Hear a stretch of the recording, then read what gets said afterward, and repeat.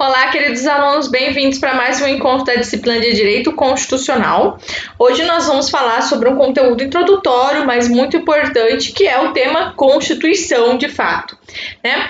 Esse é um conteúdo mais doutrinário, um pouco mais teórico, mas ele é muito importante, por isso eu decidi voltar um pouquinho para que vocês relembrem esses pontos importantes, para que a gente possa avançar a outros conteúdos que são de cunho mais complexos. Ok? Então vamos iniciar hoje falando primeiro sobre a origem, o conceito da Constituição, os elementos constitucionais e um pouquinho da hierarquia também. Bom, quanto à origem da Constituição, já existem estudos que demonstram que mesmo entre os romanos e os gregos já se tinha uma visão de um conteúdo constitucional de cunho jurídico, filosófico e político. Aristóteles, por exemplo, já fazia uma distinção entre o conteúdo que definia a estrutura do Estado dos demais conteúdos que eram conteúdos das demais leis comuns. Segundo Manuel Gonçalves Filho, essa distinção só veio de fato a ser valorizada no século XVIII dentro da Europa Ocidental. E isso aconteceu diante de um propósito de se limitar o poder do Estado. Ela foi fruto de diversas revoluções. E esse cunho constitucional das normas estruturantes e limitadoras do poder do Estado, assim como aquelas garantistas que dão proteções aos cidadãos de um determinado Estado, se deu pela compreensão de que existiam normas que eram superiores e anteriores ao próprio Estado. Então, as primeiras constituições modernas que traziam essa definição de organização e de estrutura do Estado foram as constituições citadas aqui da Córcega, de 1755, a Constituição dos Estados Unidos, de 1787, e a Constituição Francesa, de 1791. Eu quero deixar claro também que existe uma certa distinção na doutrina, não é unânime em relação a quais foram as primeiras constituições, mas esses foram os documentos que foram registrados como documentos que trouxeram essa organização, essa fundamentação do Estado e que também promoveram a proteção das garantias e direitos fundamentais. Então, trouxeram essa estrutura fundamental de um Estado essencial dentro de uma determinada norma. Quanto ao conceito de Constituição, nós também não estamos num ponto em que há unanimidade, mas eu escolhi o conceito trazido por José Afonso da Silva porque ele é bem completo. Ele diz o seguinte: a Constituição é a lei fundamental de um Estado. Então é a base, é a essência, né? É a norma instituinte de um Estado. Tanto é que fica aqui uma distinção que os constitucionalistas fazem da visão de Estado que se distingue daquilo que nós vimos dentro da disciplina de ciência política, por exemplo.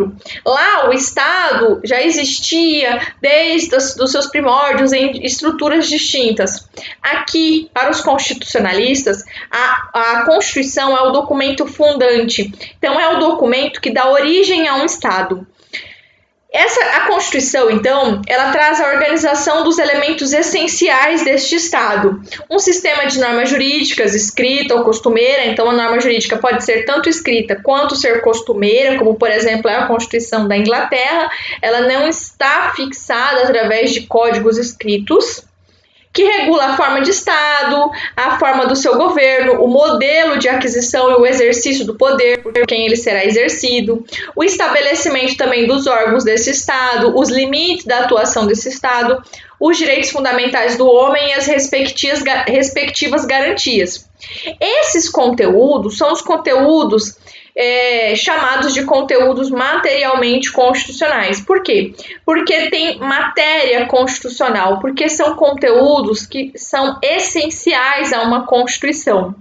As constituições atuais, elas não se limitam mais aos conteúdos materialmente constitucionais. Com exceção de algumas, como por exemplo dos Estados Unidos, a Constituição brasileira, por exemplo, ela é uma Constituição analítica e também chamada de Constituição formal. Por quê? Porque ela é uma Constituição que não traz apenas as matérias essencialmente constitucionais. traz também conteúdos que são chamados de conteúdos formalmente constitucionais. Por quê? Porque, muito embora não precisassem estar numa estrutura constitucional, estão ali para receber uma proteção maior diante da supremacia da Constituição, que a gente vai chegar um pouquinho ao longo dessa aula. Em síntese, a Constituição é o conjunto de normas que organiza os elementos constitutivos de um Estado. Então, ela vai organizar os elementos constitutivos desse Estado. Lembra um pouquinho do primeiro semestre, os elementos constitutivos do Estado? Povo, território, soberania, povo, território, poder. Tem alguns doutrinadores que falam em finalidade também. Mas, enfim, a Constituição é o documento que compila e que organiza esses elementos do Estado. Esse conceito ele também varia de acordo com as concepções doutrinárias e ao longo do tempo diversas foram sendo reveladas. Eu trouxe uma compilação de algumas ideias para que não ficasse muito extenso, para vocês apenas entenderem um pouquinho sobre essas distinções, e essa classificação é feita por Jorge Miranda. Decidi trazer aqui para vocês nessa estrutura dessa tabela para tentar simplificar um pouco mais. Bom, os justnaturalistas, eles têm uma visão de que a Constituição é a expressão e o reconhecimento no âmbito jurídico dos princípios e regras do direito natural. Lembrando um pouquinho que o direito natural, ele é aquele direito que pertence ao homem, que é anterior e é superior ao Estado. Então, para os justnaturalistas, a Constituição é esse documento que organiza, que reconhece esses direitos naturais. Eu não trouxe aqui os defensores dessa teoria, porque não é algo pacífico, na verdade bem controverso a respeito de quem foi o precessor dessa teoria. Mas os demais eu deixei bem claro porque é algo que a gente consegue passar com maior nitidez. Os positivistas, também chamados de juspositivistas, têm a Constituição como lei, tendo sobre ela um fundamento de validade das outras leis. Então, ela é a lei das leis, é a norma das normas. Ela é uma norma que tem uma relação de supraordenação das demais normas do ordenamento. É como se fosse a norma fundante desse ordenamento jurídico e tivesse no seu conteúdo a capacidade de estabelecer a validade das demais normas. Então, os defensores dessa teoria são Kelsen, Genelec. Kelsen, por exemplo, se inspirou na teoria que já havia sido produzida por Kant. Então, ele tem uma construção tanto quanto kantiniana. Para os historicistas, a Constituição ela é a expressão da estrutura histórica de cada povo. Então, a Constituição seria o reflexo da história, da cultura de uma determinada nação. Ela teria sido produzida ao longo do tempo e ela refletiria, então, essa concepção histórica e cultural dessa sociedade. As concepções sociológicas têm a Constituição como uma consequência das diversas mutações dos fatores sociais. Então, elas estão condicionadas pelo exercício do poder. A Constituição seria o documento que reflete os fatores sociais de uma sociedade. Os marxistas têm uma visão mais econômica da Constituição e entendem que a Constituição seria esse instrumento que traz uma ideologia da classe dominante sobre a classe que está mais inferior na sociedade. Então, para os marxistas, a Constituição seria essa superestrutura jurídica da organização econômica e que prevalece em qualquer país. Ela refletiria, então, o interesse da classe dominante dentro da sociedade. Já os institucionalistas, eles têm uma visão da Constituição como um documento que traz a expressão da organização social. Então, é a Constituição que traz esse ordenamento resultante das instituições, das forças políticas e os fins políticos de determinado Estado. Traz essas ideias estruturantes. Os decisionistas têm a Constituição como uma decisão política, válida só por força do ato do poder constituinte. Então, uma Constituição só é válida por decorrer da força do poder constituinte. Bom, essa é uma visão bem restrita em relação a esse conteúdo que é muito amplo, mas eu queria mostrar para vocês como o conceito de Constituição pode se modificar diante das concepções doutrinárias que são refletidas, então, através desses autores e que trazem distinções em relação ao que seria esse documento fundante de um Estado. Chegamos a um ponto muito importante, que é a supremacia da Constituição.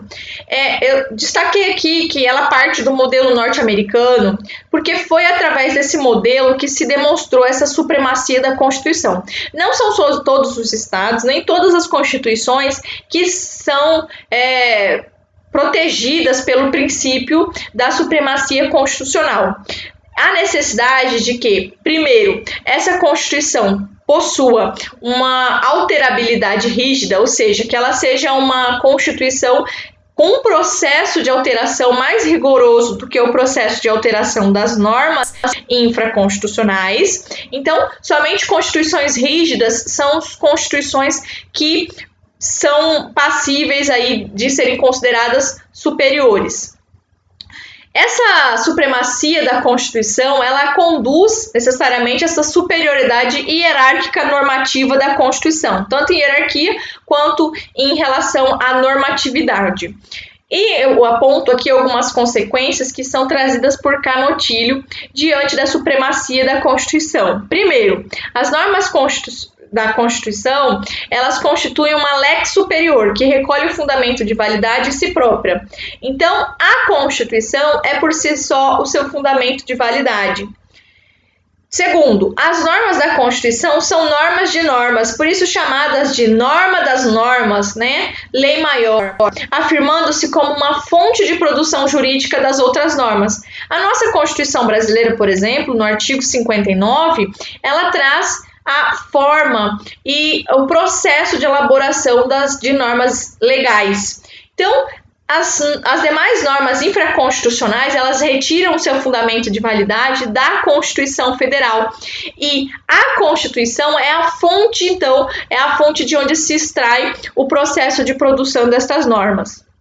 E C, superioridade normativa das normas constitucionais gera o princípio da conformidade de todos os atos do poder público com a Constituição. Então, muito importante, é da supremacia, é dessa superioridade do texto constitucional que parte a necessidade de que todos os atos do poder público, tanto os atos administrativos quanto os atos legislativos, eles estejam em conformidade com o texto da Constituição, respeitem o seu conteúdo, já que essa é a norma que serve de fonte para os demais conteúdos. E aí, tome nota, coloquei aqui uma observação muito importante para a gente focar um pouquinho mais na supremacia da Constituição. É do princípio da supremacia da Constituição que decorre esse fato de que todos os atos normativos eles devem ser compatíveis com a Constituição, tanto material quanto formalmente. Materialmente, em relação à matéria, ao conteúdo, então eles devem ser harmoniosos, devem respeitar o conteúdo material da Constituição. E também formalmente, eles devem respeitar os procedimentos estabelecidos pela Constituição, a forma a ser promovida por esses atos que está estabelecida no texto constitucional, sob pena de serem considerados inválidos. Então, todos os atos normativos devem respeitar o conteúdo constitucional, sob pena de serem considerados inválidos. E aí é que entra um ponto muito interessante que a gente vai ver ainda ao longo desse semestre, que é o controle de constitucionalidade.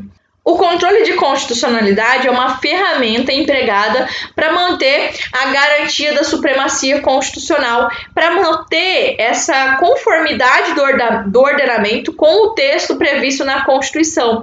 E o controle de constitucionalidade faz essa análise da compatibilidade dos textos dos atos do poder público, bem como dos conteúdos normativos com aquilo que está previsto na Constituição. Então, é através do controle de constitucionalidade que se verifica se a norma é ou não compatível com o texto constitucional. É importante destacar que, presumivelmente, todas as normas são constitucionais, portanto, são também normas válidas. É uma exceção a identificação da inconstitucionalidade de uma norma. Então, é a exceção à invalidação de uma norma por incompatibilidade com o texto constitucional. A gente vai ver um pouquinho mais ao longo desse semestre sobre controle de constitucionalidade. Lembra aí que um pressuposto do controle de constitucionalidade é a supremacia da Constituição, bem como também a rigidez do conteúdo constitucional.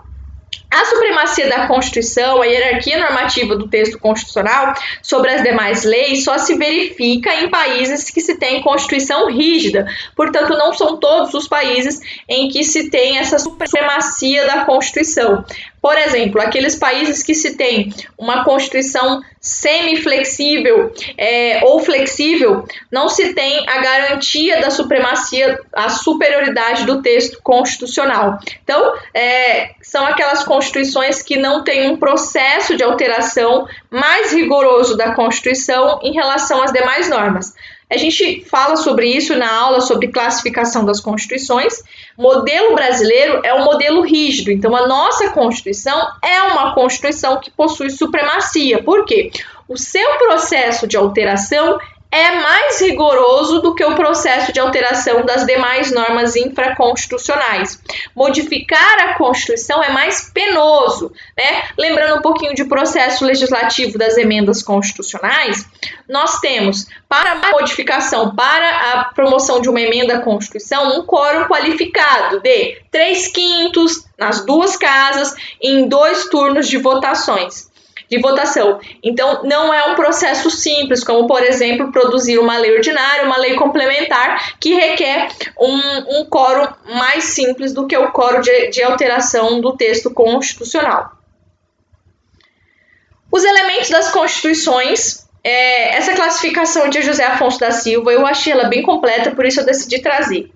Bom, a Constituição é composta por elementos orgânicos, limitativos, socio-ideológicos, elementos de estabilização constitucional e também elementos formais de aplicação. Os elementos orgânicos são os elementos que organizam a estrutura do Estado. Então, são aqueles elementos que trazem o seu funcionamento e a sua organização interna, como, por exemplo, aqui nós podemos citar o artigo 2º, o artigo 18, o artigo 92 e o artigo 144 da nossa Constituição, que fala ali, respectivamente, separação dos poderes, a forma federativa do Estado, a organização do Poder Judiciário, a organização da segurança pública. São todas normas que compõem elementos orgânicos da Constituição. São aqueles conteúdos essencialmente constitucionais. Existem também os elementos limitativos. São os elementos que limitam o poder do Estado, fixando os direitos da população. Esses também são, nas constituições modernas, considerados elementos essenciais, porque são elementos que trazem as garantias, os direitos fundamentais. Como, por exemplo, nós temos o artigo 5º da nossa Constituição. Ali eu cito o caso da inviolabilidade do domicílio. Então, esses elementos são aqueles elementos que visam proteger os cidadãos do Estado da força desse poder supremo. Elementos socioideológicos são os dispositivos de cunho ideológicos, principiológicos, que estão previstos na Constituição e que revelam esse compromisso das constituições modernas. Nem todas as constituições anteriores traziam essa compreensão. As constituições modernas têm acrescentado esse conteúdo, que é um conteúdo que visa olhar para o futuro, que visa dirigir a estrutura do Estado. Então, visa pensar nos projetos sociais, no desenvolvimento econômico. Então, traz esse plano de ação do Estado a longo prazo. Exemplos, nós temos a proteção dos valores sociais do trabalho e da livre iniciativa, a propriedade privada, a livre concorrência, a redução das desigualdades regionais e sociais, a busca pelo pleno emprego, porque são ideologias que foram trazidas na nossa Constituição e que visam direcionar o agir do Estado no planejamento social e econômico. Elementos de estabilização constitucional. São os dispositivos que visam manter a estabilidade do Estado diante de alguns tumultos que possam vir a acontecer institucionalmente. Então, são exemplos a intervenção federal, o estado de defesa, o estado de sítio, que visam mostrar, garantir a estabilidade do conteúdo constitucional, a estabilidade do Estado.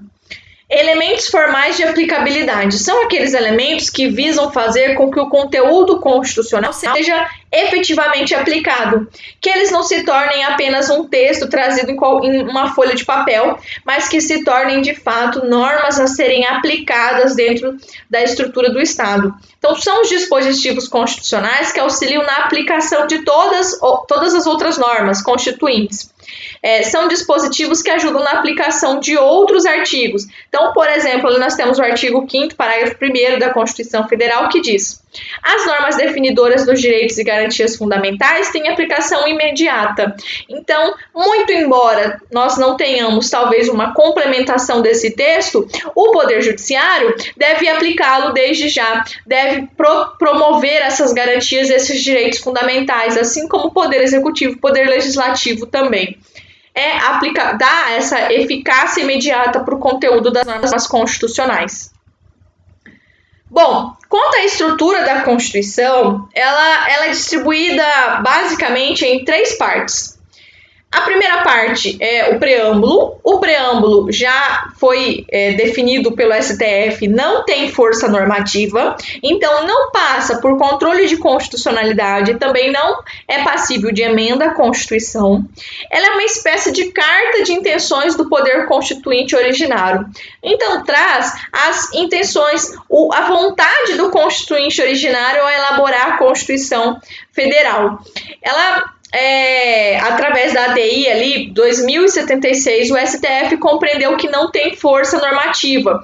Na verdade, tem mais um conteúdo, uma natureza política do que uma natureza jurídica. No entanto, ele serve de norte para a interpretação da Constituição. Por quê? Já que ele traz o interesse, traz a vontade do constituinte originário, ele pode, com certeza, servir como uma maneira de se interpretar o texto constitucional, de se entender aquilo que o constituinte originário queria no momento que elaborou a Constituição. Já que ele traz ali alguns princípios norteadores. Faz, então, esse indicativo do que era o pensamento do constituinte originário. Temos também a parte permanente, que é aquela que está fixada entre o artigo 1º e o artigo 250 da nossa Constituição atual. Ela é chamada de parte permanente não porque é imutável, ela é rígida, mas ela pode ser modificada. Ela é chamada de permanente porque ela não tem um prazo de vigência pré-determinado. Ela ficará vigente até que uma outra norma a revogue. Então, até que uma outra Constituição seja elaborada e revogue seu conteúdo, ou até que, por exemplo, seja realizada uma emenda constitucional que revogue aquele determinado trecho. Corresponde aos dispositivos principais do texto constitucional. No caso da nossa Constituição, como eu já falei, abrange os dispositivos entre o artigo 1º e o artigo 250, que trata da estrutura do Estado, da divisão dos 3 poderes, dos direitos fundamentais. Vai falar também sobre outras questões que não são essencialmente constitucionais, mas são formalmente constitucionais, já que estão incluídos no texto da Constituição. Nossa Constituição é uma Constituição analítica, ela traz diversos temas e não apenas aqueles temas fundamentais. O nome parte permanente, como eu falei, então não está vinculado a uma imutabilidade do texto constitucional, já que nós sabemos, ele pode ser modificado, com exceção das cláusulas pétreas. As cláusulas pétreas são trechos que são protegidos constitucionalmente, que não podem ser abolidas, mas elas podem ser modificadas. Podem? Podem, em que sentido? Para ampliar, então, para se aumentar o rol de proteção, elas só não podem ser restringidas, suprimidas, nem limitadas. Então, não podem ser abolidas, nem totalmente e nem parcialmente, mas podem ser modificadas se for no sentido de se ampliar a proteção. Então, a nossa Constituição, ela pode ser modificada e essa modificação é importante para que a gente tenha uma adequação do texto da Constituição à realidade social, já que a sociedade passa por um processo constante de modificação. Então, a Constituição não ficará, então, desatualizada, porque ela pode ser adaptada diante do processo de emenda à Constituição. com exceção das cláusulas pétreas que não podem ser abolidas, podem sim serem ampliadas, aumentadas. E nós temos também o Ato das Disposições Constitucionais Transitórias, a ADCT. Bom, essas são regras transitórias que estabelecem uma harmonia, né, um processo de transição entre a Constituição anterior e a Constituição de 1988. Esse processo de transição ele é temporário, por isso essa norma não é uma norma permanente, e sim uma norma temporária. O Supremo Tribunal Federal já decidiu que, ao contrário do preâmbulo, a ADCT é norma constitucional, então ela tem força de norma constitucional, ela passa por processo de emenda constitucional e também pode sofrer controle de constitucionalidade. As suas normas, então, possuem um caráter provisório, excepcional, ela pode sofrer emenda à Constituição, como eu já falei, e também sofre controle de constitucionalidade. Entendam, a estrutura da Constituição está distribuída nessas três partes. O preâmbulo pode servir de norte para a interpretação constitucional. Ele só não tem força normativa. Por quê? Porque ele é um documento político e não um documento jurídico, ok?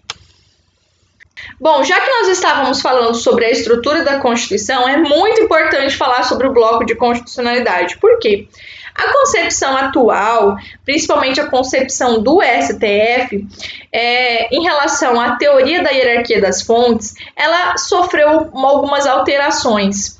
E hoje nós entendemos que tem força de norma constitucional todo o bloco de constitucionalidade e não apenas a Constituição por si só, que seriam aquelas partes que nós acabamos de discutir. Então, estão incluídas no bloco de constitucionalidade as normas constitucionais originárias, que foram produzidas pelo Constituinte originário, aprovados em 1988, as normas constitucionais derivadas, que decorrem desse poder constituinte derivado, que são as emendas constitucionais, também fazem parte, então, do bloco de constitucionalidade, isso é um pouco lógico, já que a emenda à Constituição modifica o texto constitucional. Também estão incluídos no bloco de constitucionalidade os princípios constitucionais, estejam eles previstos ou não, então podem estar ali fazendo parte da Constituição ou não, mas estão incluídos no bloco de constitucionalidade, assim como, aí é que está o ponto, os tratados internacionais de direitos humanos que foram aprovados com quórum qualificado de emenda à Constituição. São apenas 3 e eles falam sobre uma proteção às pessoas com necessidades especiais. Os 3 que foram até hoje aprovados com esse quórum de emenda à Constituição. Então, somente esses é que fazem parte do bloco de constitucionalidade. Mas por fazerem parte do bloco de constitucionalidade, as demais normas podem sofrer controle de constitucionalidade através do texto desses tratados internacionais. Por quê? Porque, muito embora eles não foram produzidos pelo Constituinte originário, por terem sido ratificados, aprovados no Brasil com quórum de emenda à Constituição, eles fazem parte do hoje chamado bloco de constitucionalidade. Então, estão consideradas ali como normas formalmente constitucionais. E muitos deles também considerados como normas materialmente constitucionais. E aí, hoje, a estrutura hierárquica das fontes que nós temos é basicamente essa. Não vou entrar a fundo, mas nós temos acima, né, no topo da pirâmide, a estrutura trazida primeiramente ali por Kelsen. Na verdade, ele não desenhou a pirâmide, mas ele trouxe a teoria pura do direito que estruturava o sistema de um ordenamento jurídico, que traz ali, né, acima o bloco de constitucionalidade, algo atual, não é mais só apenas a Constituição, mas todos os conteúdos considerados constitucionalmente e materialmente constitucionais. Abaixo disso, nós temos as normas supralegais, que são aqueles tratados internacionais de direitos humanos que o Brasil faz parte. Então, o Brasil ratificou, foram aprovados pelo Brasil, mas não foram aprovados com o mesmo quórum de emenda à Constituição, e sim o quórum comum, o quórum simples de elaboração das demais normas, como, por exemplo, o quórum de elaboração das leis ordinárias. E nós temos também ali as normas legais abaixo das normas supralegais. É importante destacar que essa classificação em normas legais, ela foi instituída pelo STF numa decisão e ela é muito criticada internacionalmente, já que os demais países incorporam os tratados internacionais de direitos humanos normalmente com força constitucional. E no Brasil, por mera formalidade, por não terem sido aprovadas com o quórum de emenda constitucional, elas estão classificadas abaixo da Constituição. Então, são supralegais, estão acima das leis, mas estão abaixo da Constituição. E assim não passam, então, por controle de constitucionalidade. Nós temos também, então, abaixo as normas legais, que estão somente posicionadas de modo superior às normas infralegais. E, basicamente, essa é a estrutura da hierarquia das fontes no Brasil hoje. Eu não vou entrar a fundo em relação às normas legais e infralegais, porque o foco hoje é falar sobre Constituição. Então, essa é uma questão bem atual e importante de ser destacada, ok? Lembre-se, o bloco de constitucionalidade se distingue do texto constitucional. O texto constitucional, a Constituição, ela é composta pelas três partes, preâmbulo, a parte permanente e a DCT. Mas o bloco de constitucionalidade tem uma amplitude maior. Aqui tem-se o texto constitucional, tem-se também as emendas à Constituição, os princípios constitucionais e aqueles tratados internacionais de direitos humanos que o Brasil ratificou, o Brasil aprovou com o quórum de emenda à Constituição. Beleza? Pessoal, conhecimento é poder, eu gosto muito dessa frase, eu fico muito feliz de vocês estarem acompanhando as aulas e anotem todas as dúvidas que vierem a surgir. Fico totalmente à disposição de vocês através dos grupos ou no encontro síncrono também, para a gente poder tirar essas dúvidas e esclarecer melhor o conteúdo. Até o próximo encontro. Tchau, tchau!